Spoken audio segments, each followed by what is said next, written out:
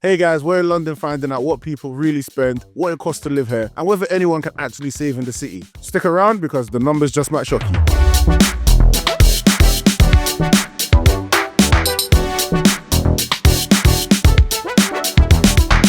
Today we're here with... Name's Ruben. Nice to meet you, Ruben. How old are you? I'm 25 years old.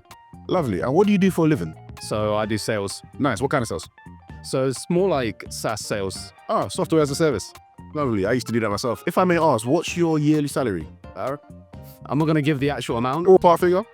We've got depending on target, right? So you're looking between 45 and 90, around that range. So it's a big variation. Would you say that your salary is comfortable or enough for you to live in London? No.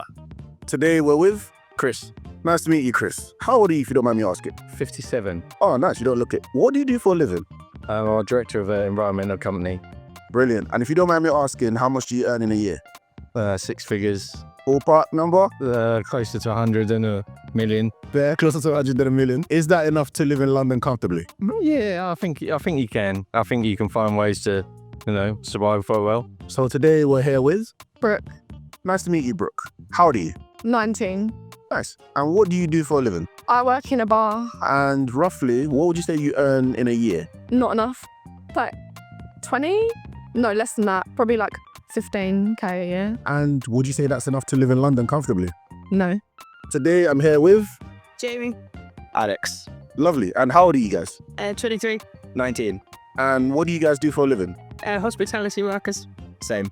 Lovely. And what would you guys say that you earn on a yearly basis? Not enough. Not enough. It's probably 15 to 20. Yeah. Say the same? Yeah. And would you guys say that that's enough to live in London? No. No. Today we're here with... Jack? Nice to meet you, Jack. How old are you? Thanks. I'm 33. Lovely. And what do you do for a living? I'm a finance consultant. Oh, lovely. We're both in finance. Ain't that fun? And roughly, what would you say you earn yearly? I'm self-employed, so it's a bit, I'd say between 120 and 180. And would you say that that's enough to live in London comfortably? Yeah, I'd say so. Obviously, prior to that, I was employed on a lot less and it was a lot tougher. But 120 grand is plenty to live anywhere, really. In your opinion, what would you say someone has to earn as a minimum to live comfortably in London? I'd say probably 100k. Any particular reason for that particular number? Just housing costs and, if you want to do nice things, go out and about, eat out, stuff like that. That's a reasonable number. And what would you say is the right salary? Or, You need 6 figures. You need 6 figures to live in London comfortably, especially with a family. If you're living on your own, then maybe, that salary could suffice. But otherwise, you're needing 6 figures for sure. what are the expenses that make you feel that, 6 figures is the minimum that you need just to be comfortable? Yeah. If we do the maths right, let's say we've got a family of 4, rent, all of that good stuff, that's going to cost you 1.5, 2k. From there, you've got your groceries, you've got expenses, you've got your kids, you've got your wife, got to do something on the weekend, you go on a holiday a couple of times a year. With all of that added, you've not got much left. So that's why a lot of people are moving out of London, then commuting in, much like myself. So yeah, that's the easiest way to do it. London's too expensive, man. Everything's inflated. It's good to work in, don't get me wrong, but even then, people are working remote. So yeah, I think London living is a struggle. I mean, if you want to enjoy yourself, go ahead. But in terms of the investment, no way. So the value for money is not there? No, I don't think so anyway, unless someone can tell me otherwise, or someone owns a property around here and they're getting good rent and they can use that, no problem. But most people are, renters in their 20s and 30s trying to enjoy life. That's a struggle. And what would you say is enough to live in London comfortably? At least like 30 grand a year. 30 grand? Yeah. How come? Because the prices just keep going up.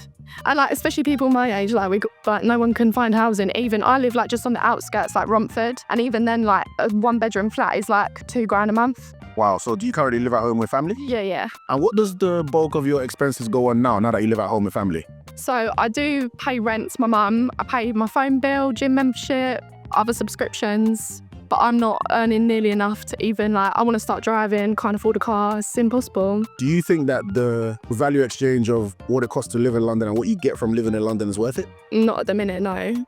Not at the minute. What would you say is the minimum someone needs to earn to live comfortably? Obviously, you're on between 120 and 180, but for everyone else, or for anyone else, what would you say is the actual minimum? Central London or Greater London? Both. We'll do both. Central London, let's say comfortably, you need a household income of say 80 to 80 to 110 to live comfortably in central London. Greater London, you probably get away with a household income of 75 to 90, realistically. And then it ups if you have kids and what your aspirations are, if you want to go on holiday, of course, and in the lifestyle you want to live. But yeah, I think that's a fair, to live comfortably in London or Greater London, that's probably where I put it. And what would you say is enough to someone should earn if they want to comfortably live in London? Probably double that. Yeah, I agree. And what would you say is essentially the main reason why, most people don't earn enough, or what makes London so expensive? Prices generally are expensive, but companies don't often pay enough, so that doesn't help either. Yeah, employees don't get paid enough and prices are always going up, but wages aren't. In your opinion, who's at fault, or who deserves the blame when it comes to people not earning enough? Because you hear it all the time, right? Entrepreneurs will say, well, you just have to do what you have to do. And then a lot of civilians will say, oh, it's the government's fault why I don't earn enough. What do you say? I think it's a bit of everything. I think, it's got to come from within you. You've got to put yourself out there. You've got to take some risks. You've got to be prepared to fail as well. If you just keep doing that, then you'll find the thing that you're good at. If you don't put yourself out there, then it's not, like I said, it's just not going to come to you. You have to put yourself in the position to be able to try new things, really. So if that's the case, because most people that I speak to always say the value for money isn't in London, why does everyone live in London then?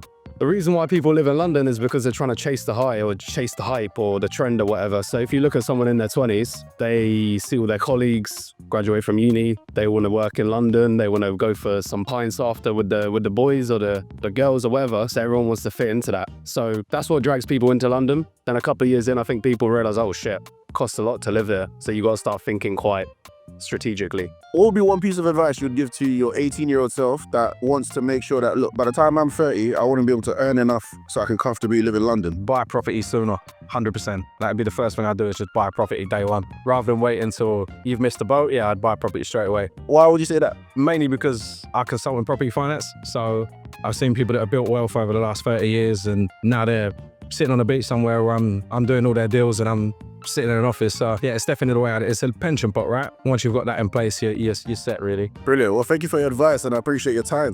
And last question, if you were speaking to your 18-year-old self right now and that person wanted a piece of advice on how to make sure they earn enough to live comfortably in London as quickly as possible, what would that piece of advice be? Just stick in education, learn a skill, either potentially a trade or a specialism, and then just keep following it. And what's one maybe piece of advice that you'd give to someone that, wants to, maybe they're 18 now and they're thinking, right, so what should I do? What can I do to actually earn enough and live in London at the same time? Find somewhere cheap to begin with and save up as much as you can, and then you can always find somewhere better after that. I don't know, because that's the position I'm in myself. That's also a good answer. Well, fair enough. And if you had one piece of advice for an 18-year-old that wants to get ahead of the curve now and earn six figures by 25, 30, what piece of advice would you give to that individual? If you want to make money quickly, go into sales. Learn your trade from 18. You don't need university. At the same time, I wouldn't encourage uni unless you're a doctor, dentist, whatever, then fine. If not, then learn a trade, electrician, plumber, salesperson, marketer, whatever, and just get really good at it, stick to it. And then by the time you're 25-ish, you probably be on close to six figures if you work hard. Brilliant advice. Well, appreciate it. Thanks for the time. No problem. If you can remember, because I know obviously with all the experiences you've had in life, was there any one piece of advice or one moment or anything that you can say, do you know what, it was this particular moment or this particular advice that I heard that really changed the game for me, and that's where I can really say that's what, changed everything and made me start doing the right things in order to be successful now? Probably not one thing, but one thing that always sticks in my mind is that if you see successful people, it's very rare that yesterday they were unsuccessful, if you know what I mean. So everyone will have been on a journey to get where they're at, and you only see the top little bit of that. So I always picture it like an iceberg.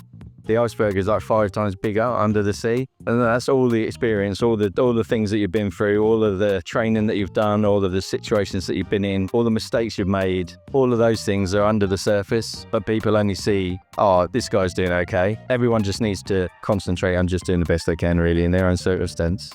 Brilliant. Well, that's fantastic advice. Thank you so much for your time again, Chris. I really appreciate it.